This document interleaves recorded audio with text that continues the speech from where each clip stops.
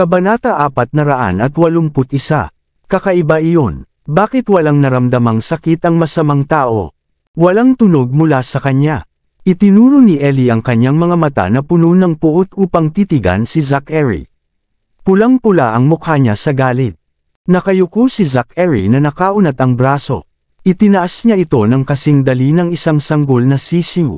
Bitawan mo ako, tanong ni Ellie. Nanginginig siya sa pag-aakalang gustong suntukin siya ni Zachary. Sinipa niya at nakipaglaban sa walang kabuluhan. Napakunot ng noo si Ellie at humagulgol ng malakas. Bitawan mo si Ellie. Itinutok ni Jamie ang baril kay Zachary. Ang mga laruan na bala ay tumama sa kanyang hita ng ilang mapurol na kalabog. Dapat masakit yan. Kung ikukumpara kay Ellie, dapat itong gumawa ng mas maraming pinsala. Tumigil ka. Maraming mga gwardya ang sumugod, habang si Mr. Noct ay nalulula sa pagsalakay ng mga bata. Lumingon si Jamie at itinutok ang baril sa kanila, balak silang pigilan. Ngunit kinuha ng isang gwardya ang kanyang laruan sa isang mabilis na galaw. Ibalik mo sa akin ang baril ko. Sigaw ni Jamie, na mukhang akma na siyang tumalon kung hindi dahil sa nabali niyang binti. How dare you? Sigaw ni Zachary sa mga guard. Dahil sa takot sa kanyang amo, nagmamadaling ibinalik ng gwardya ang laruan ng bata at tumayo sa gilid. Tumigil ka na sa pagsigaw, Jamie, galit na galit si Mildred. Hindi sasaktan ni Mr. Noct si Robbie, ipinapangako ko sa iyo. Kung gayon paano nagkasakit si Robbie habang kasama niya siya? Tanong ni Jamie na nakatitig kay Zachary ng masama. Hinawakan ni Zachary si Ellie sa kamay at dinala siya sa gilid ni Jamie. Lumuhad siya at magsasalita na sana sa mga bata nang si Jamie ay umiwas ng kamao na sumalubong sa kanyang ilong na may pag-iinit. Kahit na ito ay hindi partikular na masakit, ang tunay na tibo ay ang kahihiyan nito. Ipinikit ni Zachary ang kanyang mga mata at kumunat ang kanyang noo. Hingal na hingal ang mga bystander sa takot sa katapangan ni Jamie. Si Mr. Noct ay hindi kailanman hindi iginagalang sa anumang paraan bago. Ano kaya ang magiging reaksyon niya? Masyado ka nang lumayo, maliit na bastos. Sumigaw ang isang gwardya, na inaabot si Jamie. Tumigil ka, malungkot na utos ni Zachary. Walang sabi-sabing sumunod ang gwardya. Walang ibang nang ahas na ipahayag ang kanilang sama ng loob. Gayunpaman, maingat nilang tiningnan si Zachary. Si Ben, nakararating lang, ay parehong hindi nakaimik. Itinago niya ang kanyang mukha sa kanyang mga kamay, at hindi sigurado kung ano ang sasabihin. You bully my mommy and Robbie. I won't let you get away with this. Maghintay ka lang hanggang sa paglaki ko. Babayaran kita ng doble ng sakit. Bahagyang umiling si Jamie at sumigaw na parang galit na maliit na batang leon. Tama, sabi ni Ellie, na namumula ang mukha niya sa matuwid na galit. You are a jerk. Akala ko gusto mo na maging kaibigan kita, pero kung ganito ka talaga, hindi kita titigilan. Sa sandaling binigkas niya ang mga katagang iyon, buong lakas niyang pinalo ni Ellie si Zachary sa dibdib. Nahulog na sana si Zachary kung hindi siya practitioner ng martial arts. Umindayog lang siya pero nakahawak sa kanyang lupa. Nakaramdam ng hinanakit si Zachary. Sanay na siya sa pakikitungo sa mga mamamatay tao na hayop at mabagsik na kalaban. Ang maliliit na itong mga bata na tila napupuot sa kanya ng may pagnanasa, gayunpaman.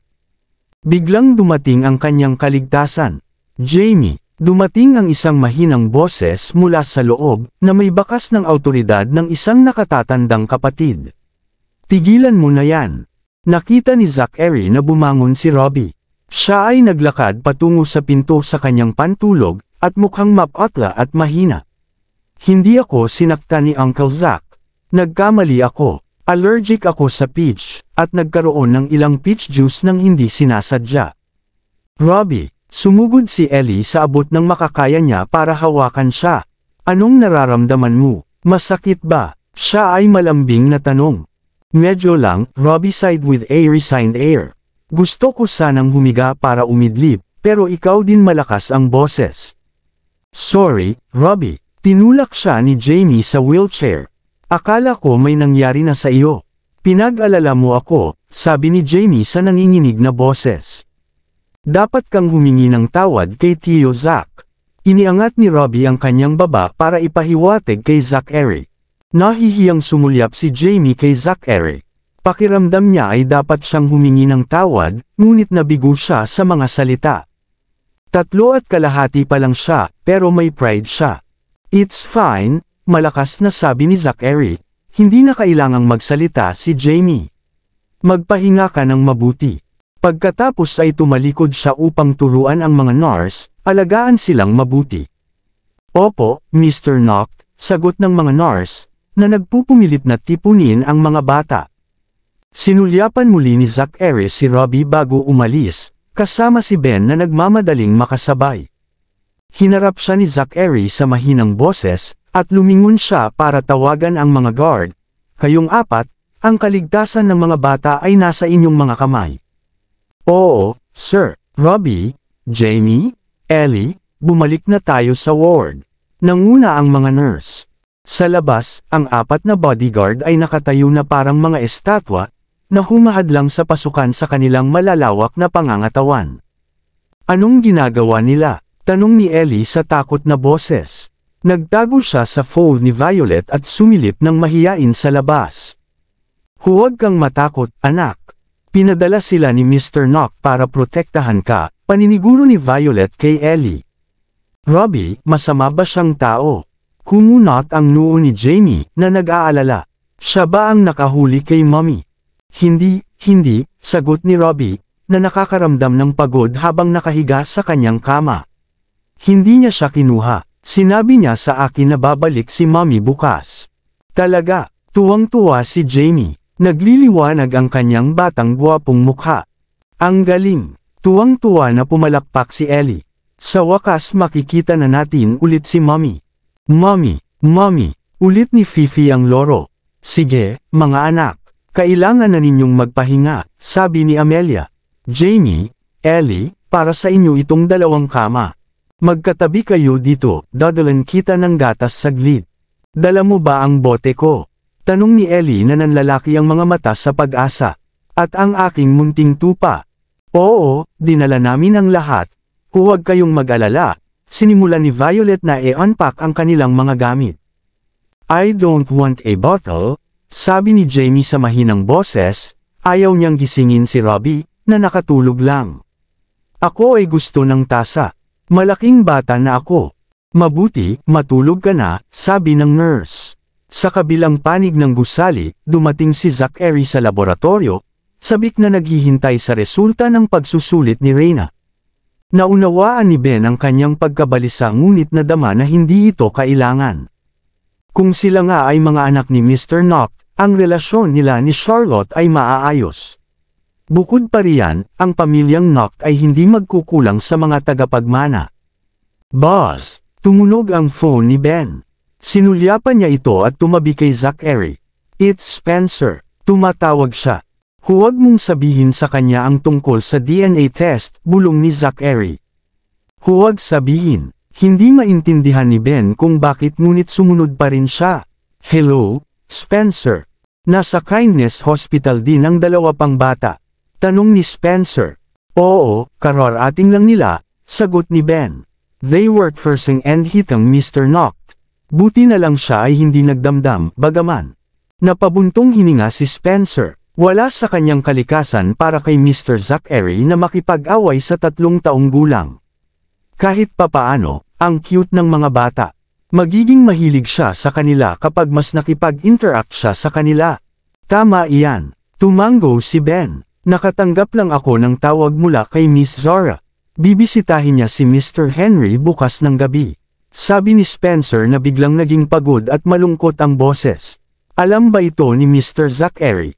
Hindi sumagot si Ben bagkus ay ibinigay ang telepono kay Zachary. Yes, I am, malamig niyang sabi. Bukas ng 7:00 ng gabi, sasalubungin ko siya sa lobby ng ospital, at e-escort mo siya para makita si Lolo. Roger, sabi ni Spencer. Malaki ang binuti ng kalagayan ni Mr. Henry ngayong gabi. Hiniling niya na makita ka pag gising niya. Gusto mo bang pumunta bukas ng umaga? Sige, Pupunta ako bukas, sagot ni Zachary. Yung mga bata, inaalagaan dito, so hindi mo kailangang pumunta sa kanila. Oo, Mr. Zachary, sabi ni Spencer. Nanatili si Zachary sa likod ng pintuan ng lab, at sabik sa resulta ng DNA test. Sa sandaling iyon, wala nang mas mahalaga kaysa sa sagot sa tanong na ito. Siya ay desperado at baliw sa paghihintay, tulad ng isang lalaki na ang asawa ay nangganganak. Nakumbinsi siya ni Reyna na magpahinga, at ang pagsusuri ay tatagal ng kahit ilang oras pa. Inatasan ni Zachary ang 2 bodyguard na maghintay sa kanyang lugar at bumisita sa pediatric ward. Pinagmasdan niya ang natutulog na mga bata. Habang tumatagal, mas kumbinsido siya na sila nga ay kanya. Si Robbie ay nakatulog ng mahimbing, sa isang matigas na posisyon na perpektong sumasalamin sa kanyang mahigpit at disiplinadong karakter. Natulog si Jamie na nakahandusay ang mga paa sa lahat ng direksyon. Ang paa na bagong labas sa cast nito ay nasa isang maliit na bangkito ng kama. Hawak-hawak pa rin niya ang laruan na pistola niya. Si Ellie ay sumususo sa isang pacifier. Hinawakan niya ang kanyang malalambot na alpaka at humilik ng marahan, nang walang pakialam sa mundo. Naramdaman ni Zachary na natunaw ang kanyang puso mula sa paningin ng mga batang nasa harapan niya. Hindi niya akalain na magkamukha sila sa kanya noong una silang nagkita, ngunit ngayon ay hindi na siya sigurado. Ito ang kahanga-hanga at nangingibabaw na mga katangian na mga trademark na katangian ng Knox na ginawa. Lalong kumbinsido si Zachary sa kanyang teorya. Mommy, nagulat si Ellie at napahagulgol para sa kanyang ina. Hindi napansin ni Violet na nakaidlip sa gilid ng kanyang kama. Nagmamadaling pumasok si Zachary sa ward at inaliw si Ellie. Hinawakan niya ang kamay nito at marahang tinapik ang dibdib, basta ang kagaya ng pag-aliw kay Robbie ng medic kanina. Maya-maya ay nakatulog na rin si Ellie at niyakap ang braso niya. Sinubukan niyang kunin yun pero hinawakan niya ito ng mahigpit. Ang kaunting galaw ay muling magigising sa kanya. Wala siyang choice kundi yumuko habang nakaunat ang braso para sa natutulog na bata. Makalipas ang mahabang sandali, hindi na matiis ang sakit sa kanyang baywang. Nagpasya siyang pagaanan ito sa pamamagitan ng pag-squat. Nakatulong ito saglit, ngunit hindi nagtagal ay namamanhid ang kanyang mga binti. Wala siyang balak umupo sa sahig ng ospital, dahil ang kalinisan ng sahig ay isang bagay na mas gugustuhin niyang hindi pag-isipan. Kaya doon siya nanatili. Lumipas ang 1 oras, at isa pa. Sa wakas, nagkaroon na siya ng sapat. May mikrobyo man o wala, pinapatay siya ng kanyang mga hita. Kaya napasubsob siya sa sahig na may daing. Tumangala siya sa matamis na mukha ni Ellie sa liwanag ng buwan. Amoy gatas ang buong katawan niya. Ang kanyang katangi-tanging maliit na mukha ay kamukhang kamukha ng kanyang ina, maging sa kanyang paraan ng pagtulog. Siya ay tumingin na kaibig-ibig sa kanyang mga mata. Kinurot niya ang matambak nitong pisngi, at hindi niya napigilan ang sarili.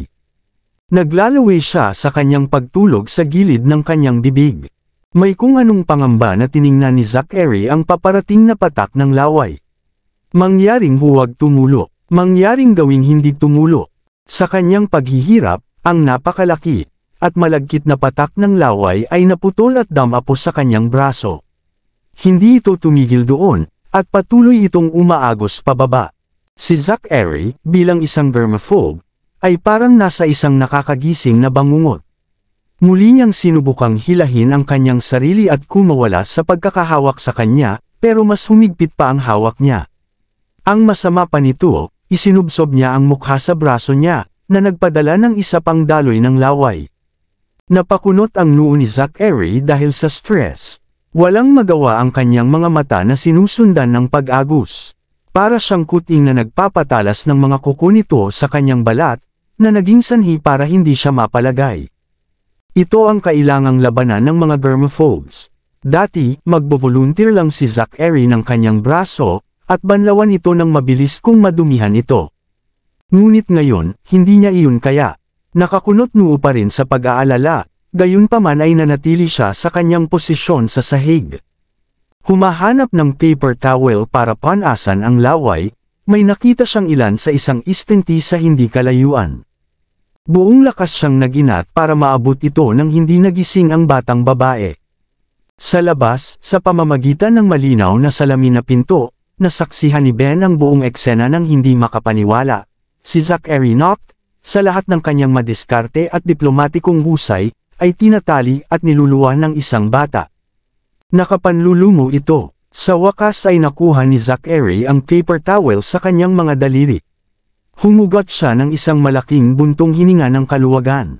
Pinunit ni Zachary ang isang napakalaking piraso at pinunasan ang kanyang braso, pati na rin ang nabasang pisngi at labi ni Ellie na mahimbing pa ring natutulog.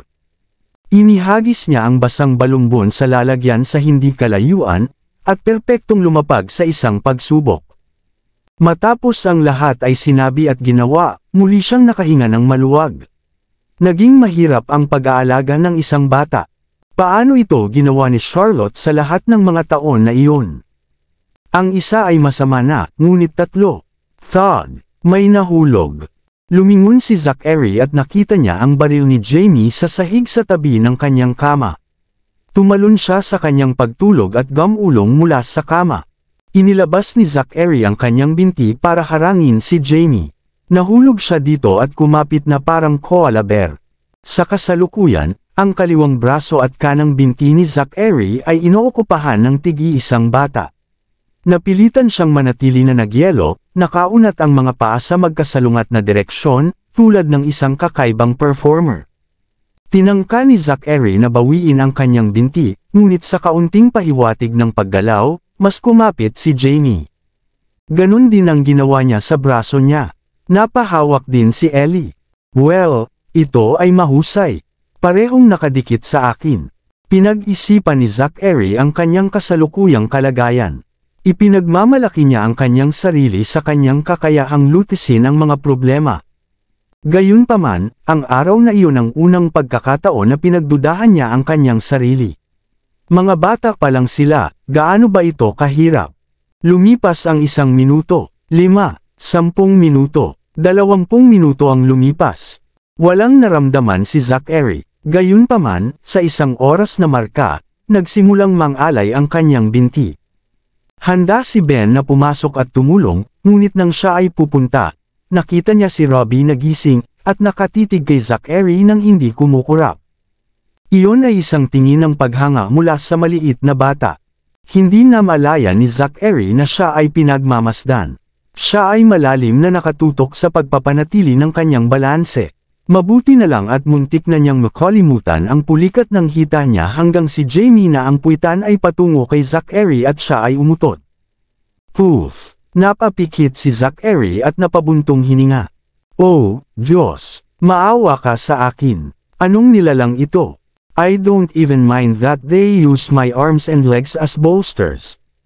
Kundi para maglaway at umutot sa akin.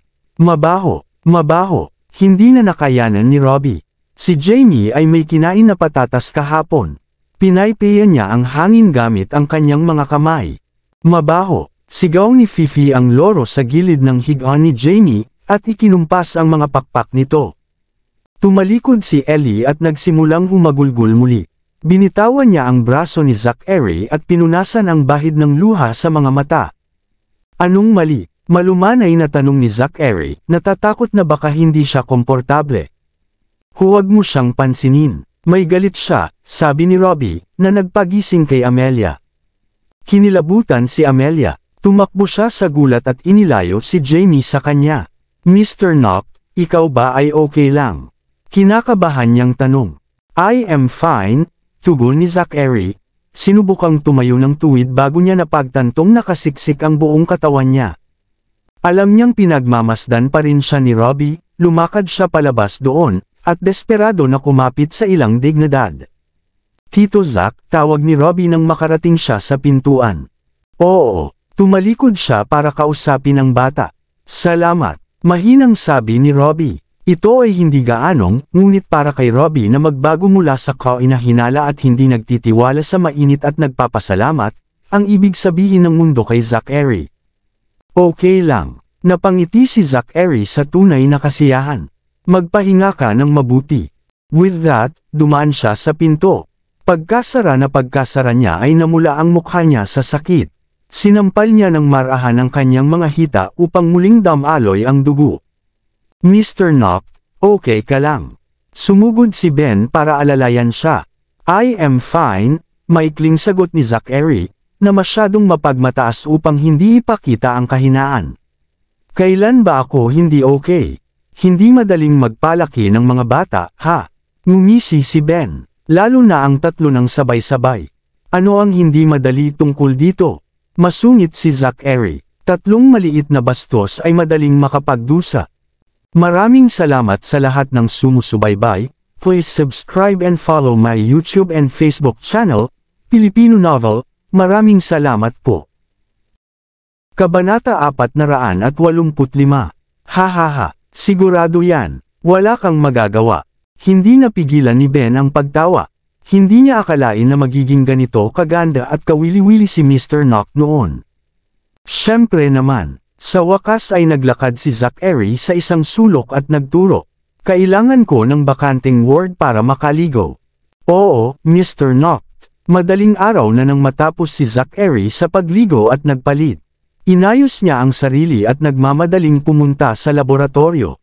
Samantala, tumawag ulit si Spencer para kumpirmahin kung anong oras siya pupunta doon. Tumingin si Zachary kay Reyna imbes na sagutin siya agad. Kinuha ni Reyna ang DNA test report at nagmamadaling naglakad. She was beaming with excitement and kasiyahan. Nakaramdam ng ginhawa si Zachary sa ekspresyon ni Reyna. Kaagad, sumagot siya, pupunta ako doon sa 9:00. Sige, hihintayin kita sa ibaba ng 9:00. Pagkatapos ay ibinaba niya ang telepono at humakbang kaagad, paano na? Mr. Knock, tingnan mo ito. Inabot ni Reyna kay Zachary ang test report niya. Kinuha ito ni Zachary upang tingnan ang ulat. Hindi niya maiwasang manginig kahit nasa loob niya ito ng pag-asa. Masyado siyang emosyonal nang makita ng sarili niyang mga mata ang ulat. Ang paternity test ay nagpakita ng 100% tugma, na nangangahulugang si Robbie ay kanyang biological na anak. Laking gulat ni Ben nang makita rin ang resulta. Oh my God! I can't believe the 3 children are actually na iyong mga biological na anak. Tuwang-tuwang tugon ni Reyna, I actually discovered that quite some time ago, but I didn't dare na banggitin. Ako ay tulad ng isang tanga. Dapat ako ang nagmungkahi sa iyo na magpa-DNA test noon. Akin nga sila. Nanginginig ang mga kamay ni Zachary habang hawak ang test report. Sila talaga ang laman at dugo ko. Tumaas ang kilay ni Ben sa tuwa. Hindi nakakagulat na gusto sila ni Mr. Knock. Ang dugo ay mas makapal kaysa sa tubig kung tutuusin. Kahit anong pilit mong itago ang katotohanan, hindi maitatago ang ugnayan ng tunay na pamilya ng madali. Ngumiti si Reyna at tumango. Tama, pero bakit tinatago ni Miss Wind? Nagtaas ng tingin si Ben para tingnan si Zachary. Gayunpaman, wala siya sa mood na magmalasakit sa anumang bagay. Agad niyang kinuha ang report at nagmamadaling pumunta sa children's ward. Boo! Gusto ko ang mami ko. Tila napatayo si Ellie sa maling bahagi ng kama. Umiiyak siya at kinusot ang mga mata. Ipinasa ni Violet ang gatas na inihanda niya kay Ellie at inaliw siya. Good girl, Ellie. Gagawin ni mami dito kaagad. Halika at inumin mo ang iyong gatas. Kinuha ni Ellie ang bote ng bata at sinimulang ilagok ang gatas. Samantala, hinila ni Mildred si Jamie palabas ng banyo. Naghilamos lang siya ng mukha at nagpalit ng isang set ng mga damit ng Transformers, na mukhang gwapo.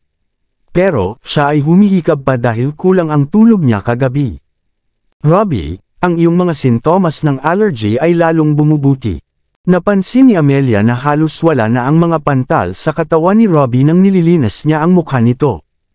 Tiningnan ni Robbie ang sarili sa salamin at nag-ayos na parang isang may edad na. Sa katunayan, ito ay nakapagpapagaling. Well, kung ganoon nga, paano tayo uuwi mamaya? Oh, siya nga pala si Mrs. Berry ay nasa ospital din. Magiliw na sagot ni Amelia, oo, pero nasa ibang building siya. Gusto mo ba siyang makita? Tumango si Robbie. Yes, We'll leave after seeing Mrs. Berry. Could I trouble you to make arrangement para sa atin? We'll still have to seek advice from doctor. Makakaalis lang tayo kung sasabihin ng doktor na handa ka na i-discharge. Nakangiting sagot ni Amelia. Sige. Biglang bumukas ang pinto ng kwarto nang magsasalita na sana si Robbie. Nagmamadaling pumasok si Zachary. Siya ay palaging malamig at walang malasakit. Gayunpaman, tumingin siya sa lahat ng excited sa sandaling iyon.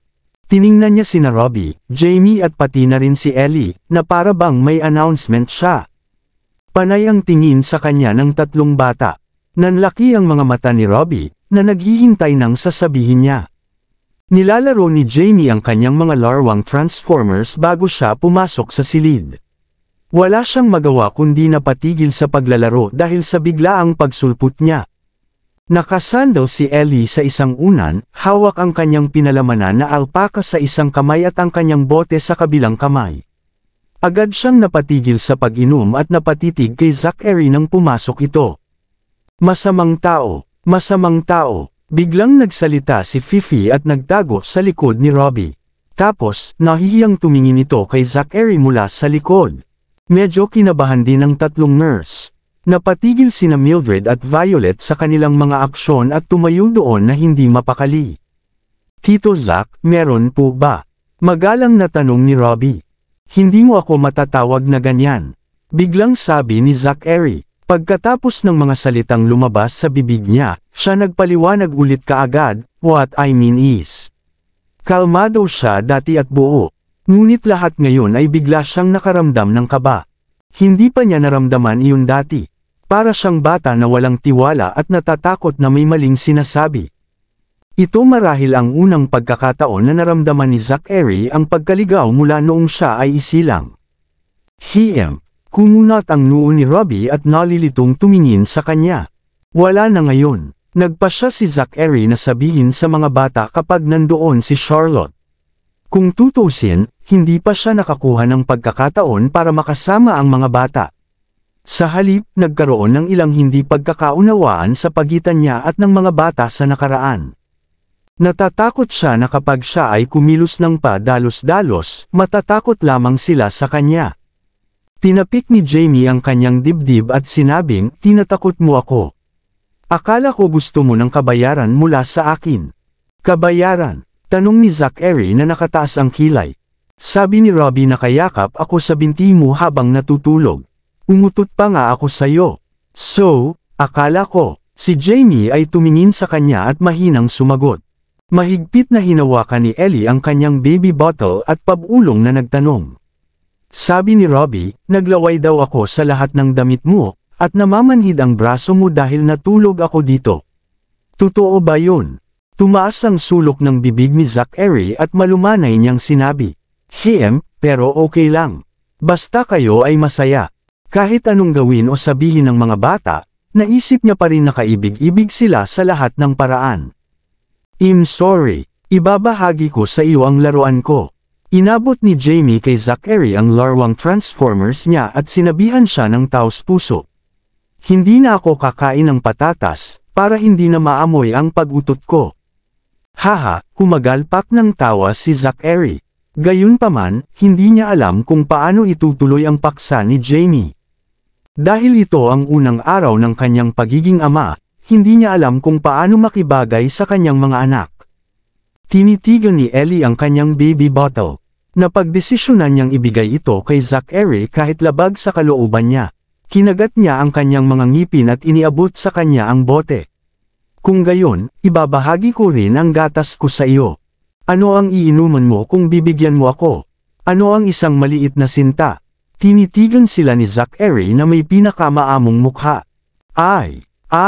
Ipinikit ni Ellie ang malaki niyang matangkad na mga mata at malungkot na sinabi. Iinom ako ng juice pagkatapos. Pagkatapos noon, malungkot niyang ibinaba ang ulo at walang gana niyang ibinigay ang bote ng sanggol. Ang kanyang matamis at inosenteng tingin ay agad na nakatunaw sa puso ni Zachary. Ang sweet mo naman. Salamat sa ibinabahagi ito sa akin, ngunit hindi ako umiinom ng gatas. Makukuha mo ito. Oh, totoo ba yun? Nagmamadaling itinago ni Ellie ang kanyang bote ng sanggol at hinawakan ito ng mahigpit sa kanyang mga bisig, na parang gagawin ni Zachary na nakawin ito sa kanya. Yan ang sabi mo, bibigyan kita ng hot cross bunnies sa susunod. Ano ang mga hot cross bunnies? Curious na tanong ni Zachary. Sumenya si Ellie gamit ang chubby niyang mga kamay at nagpaliwanag. Ang hot cross bunny ay isang uri ng tinapay, ito ay napakamasarap. Parang kuneho, ang sarap ng ginawa ni Mrs. Berry. Pero yung kay Mommy na ginawa, pinag-isipan niya ito saglit bago sumagot, well, okay ang lasa nila.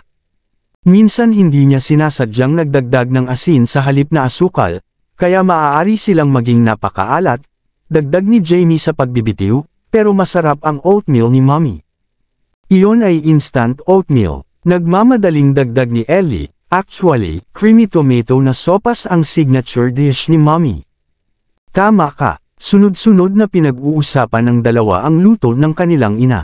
Matamang nakikinig si Zachary sa kanila. Napangiti ang labi niya. Naguguluhang tinitigan ni Robbie si Zachary. Pakiramdam niya ay may kakaiba kay Zachary, ngunit hindi niya ginawa na alamin kung ano iyon. Yung evil guy parang naging mabait bigla. Saglit na nanatili si Zachary sa mga bata. Pagkatapos, handa na siyang kumilos ng paalalahanan ni Ben na makipagkita siya kay Henry sa Seren Hospital. Bago siya umalis, inihatid siya ni Robbie palabas. Seryosong tanong niya kay Zachary, Uncle Zach, meron ka ba na may sasabihin? Paano mo nalaman? Naisip ni Zachary na si Robbie ay may IQ at EQ na mas mataas kaysa sa ibang mga bata sa parehong edad. Si Jamie at Ellie ay mas katulad ng 3.5 taong gulang na bata, habang si Robbie ay katulad niya noong siya ay 6 na taon. Naramdaman ko lang na biglang nagbago ang ugali mo, hula ni Robbie. Ibang klase ka talaga. Umupo si Zachary at ipinatong ang kanyang mga kamay sa mga balikat ni Robbie. Hintayin natin si Mommy. Mommy nyo. May balita ako sa inyo. Anong balita? Hindi na makapaghintay na malaman ni Robbie. Siya, gusto kong ilihim muna ito pansamantala.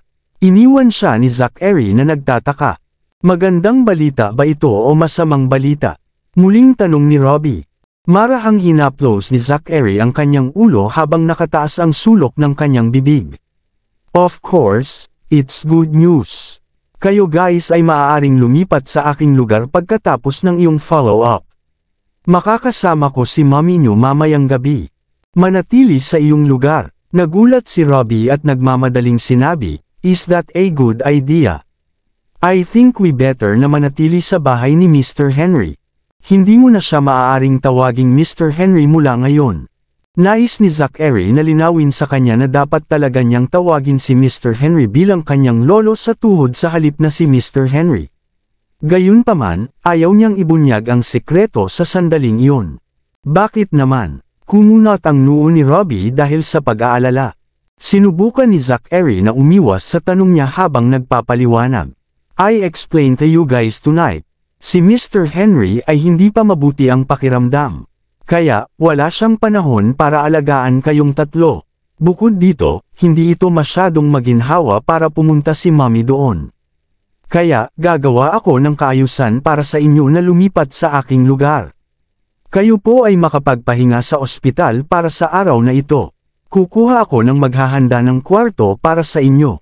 Pero, sige, napagpasyahan na. Bago pa makapagsalita si Robbie ay tumayo na si Zachary at inutusan si Reyna. Iiwan na kita para mag-ingat sa palamuti ng kanilang silid. Gamitin ang pinakamahusay na kasangkapan at produkto. Lilipat na sila mamayang gabi. Yes, Mr. Nock. Gagawin ko agad. Tahimik na yumuko si Reyna pagkatanggap ng mga tagubilin. Mula ngayon, ang 3 bata ang magiging tagapagmana ng pamilya Nock. Makikitungo siya sa kanila sa matinding pangangalaga kumpara sa dati. Tumalikod si Zachary at inutusan ang kanyang mga bodyguard na nakatayo sa 2 maayos na linya sa likod nila. Mula ngayon, responsibilidad ninyong siyam na panatilihin ang mga prinsipe at prinsesa ng ligtas. Oo, Mr. Nock. Sabay-sabay na sagot ng siyam na bodyguard na may malakas at malinaw na boses na umaalingaw-ngaw sa paligid ng koridor. Nabigla si Robbie sa nangyayari sa harapan niya. Anong nangyayari? Sinabihan niya si Dr. Langon upang personal na palamutihan ang aming silid, at kahit na iniwan ang kalahati ng kanyang mga bodyguard dito upang protektahan kaming tatlo. At saka, hindi ba kakaiba na tawagin kami bilang ang mga prinsipe at ang prinsesa? Kailangan ko nang umalis ngayon. Bumalik si Zachary para tingnan si Robbie. Ibinuka niya ang kanyang bibig at gusto siyang tawagin sa paraang si Charlotte na ginawa, ngunit hindi niya alam kung paano. Sa halip, ginawa niya ito sa paraang mantaman. Inabot niya ang kamao niya kay Robbie. Natigilan siya saglit bago inabot ang kamao niya para makipag-fist bump kay Zachary. Tapos, ngumiti silang dalawa sa isa't isa. "Robinson, hintayin mo ako." Sa wakas, tinawag ni Zachary ang kanyang pangalan. Hindi ito kasing pagmamahal ni Charlotte, o kasing amo ng iba. Gayunpaman, ito ay medyo magiliw, palakaibigan at maaasahan sa ibang paraan. Okay, madiin na tumango si Robbie. Tumayo siya ng tuwid, at mukhang masigla. Marahang tinapik ni Zachary ang kanyang ulo sa kalumingon kay Jamie at Ellie na nagtatago sa likod ng pinto na may kaibig-ibig na ekspresyon. Kumaway siya sa kanila at umalis. Robbie, umalis si Jamie at tuwang-tuwa na nagtanong. Anong nangyari? Kailan nagiging close ka na ba sa kanya? Kaibigan niya ngayon si Robbie. Mahinang tanong ni Ellie na may naiipit na boses. Kaibigan. Na-curious din si Fifi. Tiningnan ni Robbie ang silhouette ni Zachary habang naglalakad siya palayo. Medyo nakaramdam siya ng emosyon at sinabing, "Napansin ko na na-misunderstood natin siya dati. Napagtanto kong mabuti na siyang tao ngayon." "Sigurado ka?" Ibinaling ni Jamie ang kanyang ulo upang tumingin kay Zachary. Iniisip kung paano niya nakuha ang kanyang mga binti upang pigilan siya mula sa pagkahulog sa kama. Para hindi magising si Jamie, hinayaan pa siya ni Zachary na yakapin ang kanyang mga binti magdamag ng matagal habang natutulog. Ilang oras na siyang nakatayo sa kakaiba at mahirap na pose. Kaya naman, hindi napigilan ni Jamie ang tumango. "Oh, right, I think hindi rin siya masama." Hindi siya nagreklamo tungkol sa aking laway at hinayaan akong matulog sa kanyang braso. "Oh, siya nga pala, binigyan niya ako ng isang sakay ng piggyback last time." Si Ellie ay sinusubukang alalahanin ang lahat ng magagandang bagay na ginawa ni Zachary. Sa wakas, siya ay seryosong nagtapos, "Sige, sa tingin ko rin ay mabuting tao siya." Good guy. Inulit ni Fifi si Ellie, ipinapakpak ang mga pakpak nito at lumilipad sa paligid. "So, dapat maging magalang tayo sa kanya in the future." "Okay," paalala ni Robbie sa kanila sa seryosong tono. "Naiintindihan," sabay na sagot ni Jamie at Ellie. "Mr. Robbie, Mr. Jamie and Miss Ellie." Yumuko si Reyna sa harap nila at ngumiti. "Mula ngayon ang inyong mga pagkakakilanlan ay nabago." "Anong nangyayari?" Napailing si Jamie sa pagkalito. "Maliban na lang kung, nabili na ba ni Mr. Henry ang isla?" Malabo na naalala ni Ellie na minsang sinabi ni Mr. Henry na bumili ng isla at maging hari ng sarili niyang isla. Kaya, silang tatlo ay magiging tunay na prinsipe at prinsesa. "Malalaman niyo na agad." Tinapik-tapik ni Reyna ang ulo nila at malumanay na sinabi, "Maghahanda ako ng kwarto para sa inyo ngayon. Magpahinga muna kayo sa ospital ngayon, okay?" "Okay." Tinanguan nila ang kanilang mga ulo na may malabong mukha. Tapos umalis na si Reyna. Bumalik sa kwarto ang tatlong bata at nagpatuloy sa pagkain ng kanilang almusal noon para sa pagbisita kay Mrs. Berry. Dinala sila ng tatlong nurse sa kabilang building. Nung dumaan sila sa corridor, agad namang yumuko ang siyam na mga bodyguard. Nagulat ang tatlong bata. Nagmamadali silang huminto sa kanilang kinatatayuan at yumuko bilang ganti na nahihiya. Bago sila pumasok sa elevator, dalawang bodyguard ang mabilis na nauna sa kanila at nag-check ng maingat. Pagkatapos, hinawakan nila ang pinto ng elevator para sa kanila at hinintay silang makapasok. Nagkatitigan ang tatlong bata na may clueless expression.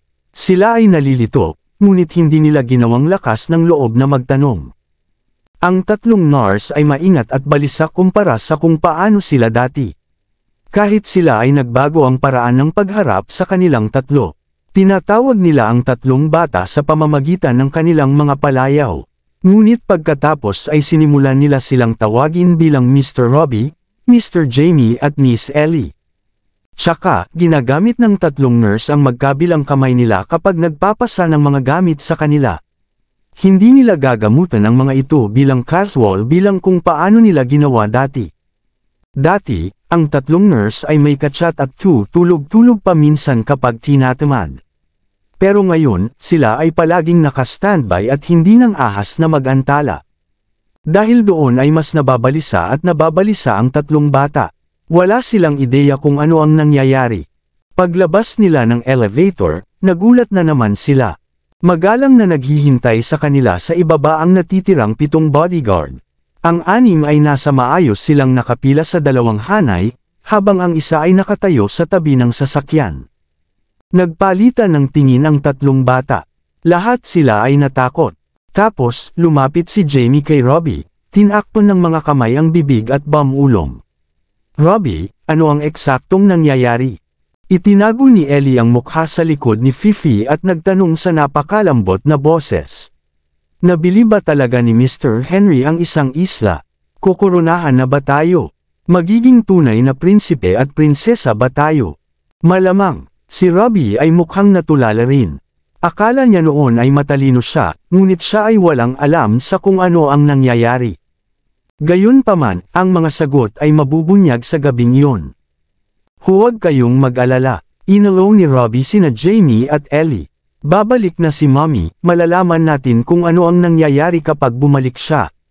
Aha! Matigas na tumango sina Jamie at Ellie. Mommy, Mommy! Hininaan ni Fifi ang boses nito habang nakatingin sa mga taong iyon. Mukhang medyo hindi mapakali at hindi mapakali. Kung ang 3 bata ay magiging prinsipe at prinsesa, ibig bang sabihin ito ang magiging maharlikang loro? Napaangat ang ulo ni Fifi sa pagmamalaki ng maisip iyon. Ang buong grupo ay nagtungo sa neurological ward. Personal silang tinanggap ng medical superintendent, at yumuko pa siya sa 3 bata, pagkatapos at magalang na inakay sila sa ward ni Mrs. Berry. Ang ilang mga medikal na espesyalista ay naroon na at naghihintay ng kanilang mga order anumang sandali. Kinabahan si Jamie, tahimik na kinuyam ang armrests ng kanyang wheelchair gamit ang 2 kamay. Samantala, mahigpit na niyakap ni Ellie si Fifi na muntik na niya itong masakal hanggang mamatay. Sa kabutihang palad, si Robbie ay nananatiling kalmado at sinabing, "Salamat sa inyong pagsusumikap, mga doktor. Nandito lang kami para bisitahin si Mrs. Berry. Wala kaming alam tungkol sa paggamot. Naniniwala akong gagawin ni Mommy na kumonsulta sa inyo kapag bumalik siya. Mangyaring magpatuloy sa inyong trabaho. Huwag kayong mag-alala sa amin." Well, napatingin sila sa medical superintendent. Well, maghihintay kami sa labas kung ganoon. Pakisabi sa amin kung kailangan ni Mr. Robbie, Mr. Jamie at Miss Ellie ng kahit ano. Maingat na sabi ng medical superintendent. Hindi na kailangan. Nagpasalamat si Robbie. Lahat kayo ay gumagawa, at may iba pang mga pasyente sa ospital na nangangailangan sa inyo upang alagaan sila. Kaya, hindi nyo talaga kailangang sayangin ang inyong oras dito.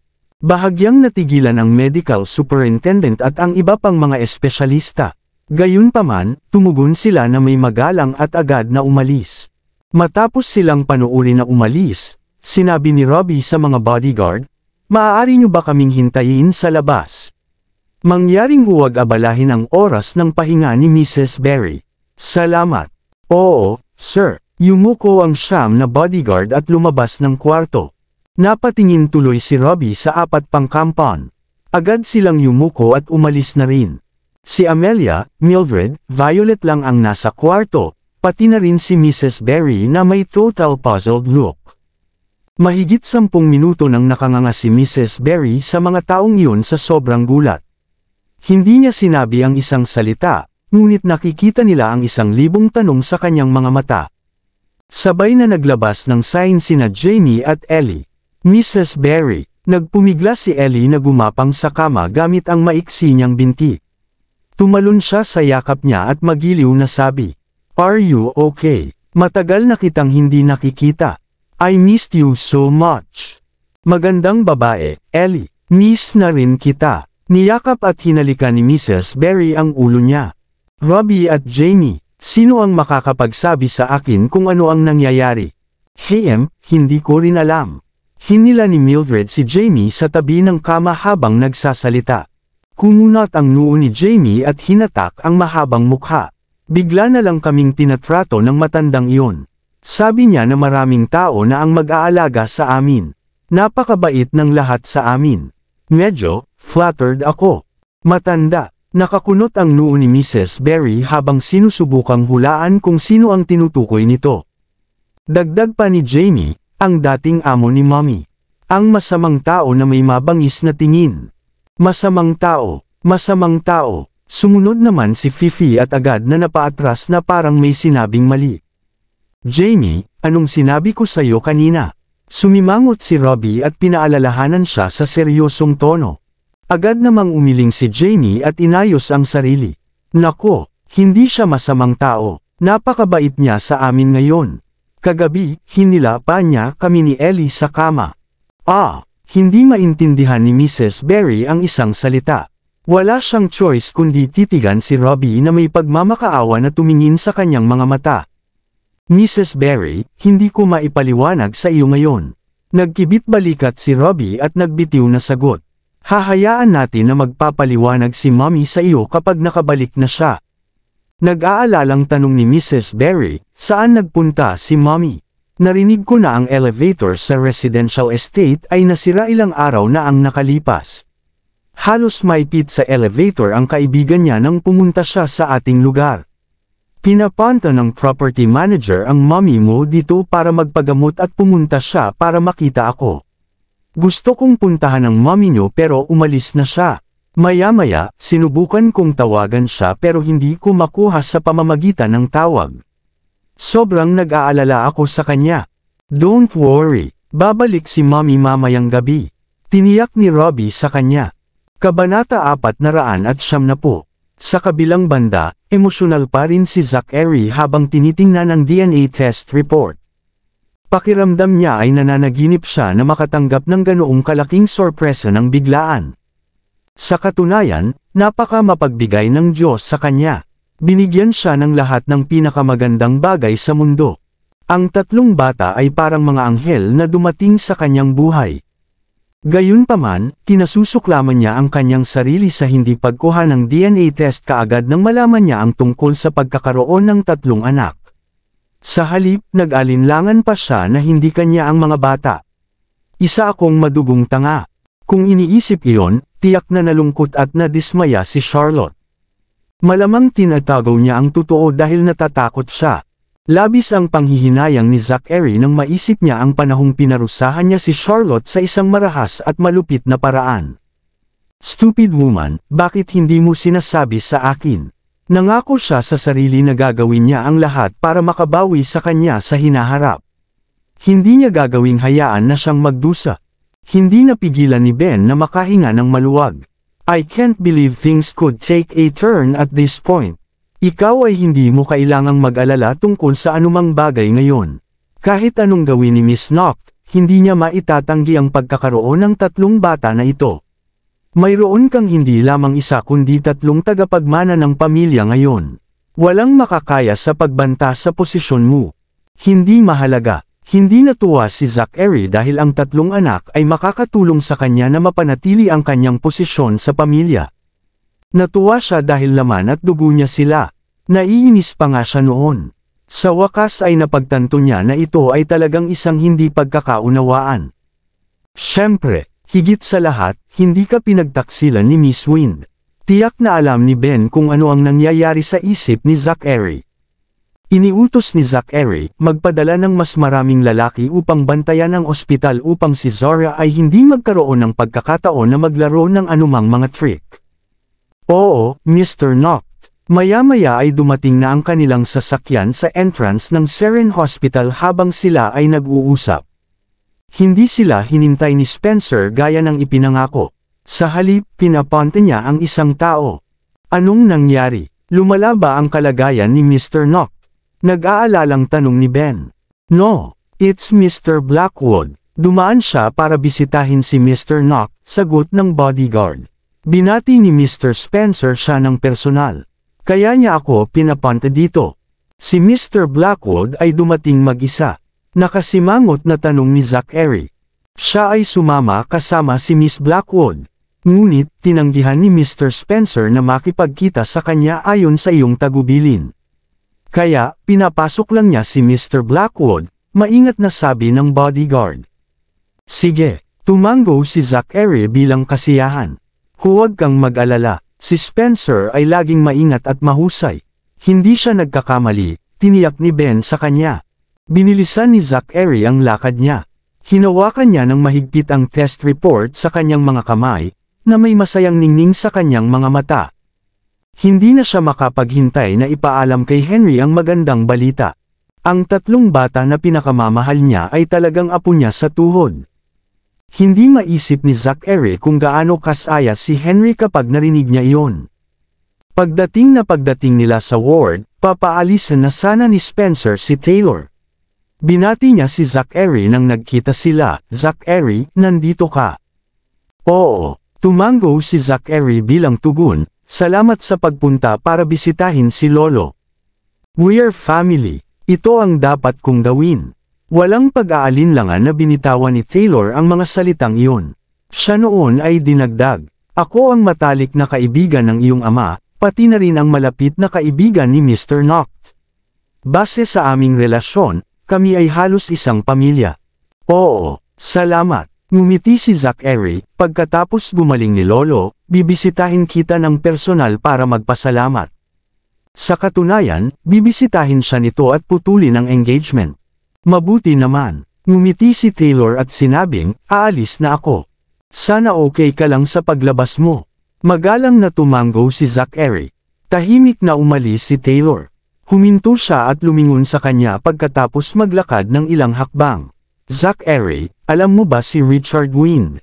Pinigilan ni Zachary ang sarili sa pagpasok sa ward at tinitigan siya ng may pagtataka. Ha, hindi ako sigurado kung dapat ko bang sabihin ito sa iyo. Tila nasa mahirap na posisyon si Taylor. Gusto niyang sasabihin ngunit nag-alinlangan tungkol kay Miss Wind, siya.